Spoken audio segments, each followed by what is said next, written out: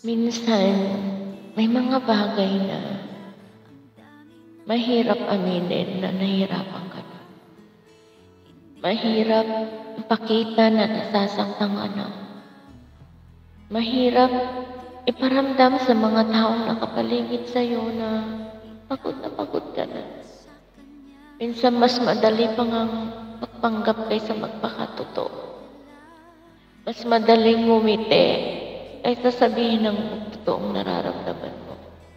O kaya, mas madaling manahimik ka na lang kaysa magkwento. Alam mo kung bakit? Dahil alam mo sa sarili mo, lamang din ang nakakatulong sa'yo.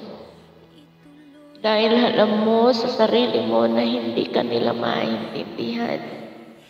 At alam mo sa sarili mo na sabihin pa nila na nagdadrama lang. Kaya kahit gustuhin mo mang iparamdam sa kanila, kahit gusto mo mang magkwento sa kanila, o kaya maghanap ng taong pwedeng sandalan, mas gugustuhin mo pa rin mapag-isa. Pero di mo alam, unti-unti ka nang nilalaban ng problema. Unti-unti ka nang nauubos. Kaya minsan, mas pinipili mo pang palahayain ang mga salitang, okay lang ako. Pagod na pagod ka na, pero kinakaya mo pa. Nagiging sinungaling ka sa nararamdaman mo. Ipinagdadamot mo at kinukulong sa dibdib ang lahat ng mga hirap na pinagdaraanan mo. Kasi takot kang mahusgahan. Takot kang pagtawanan. Takot kang makatanggap ng hindi nararapat na salita tungkol sa'yo. Siyempre naman, sino bang may gusto? Minsan kasi talagang kailangan nating magpanggap na masaya para lamang itago kung ano ang tunay nating nararamdaman.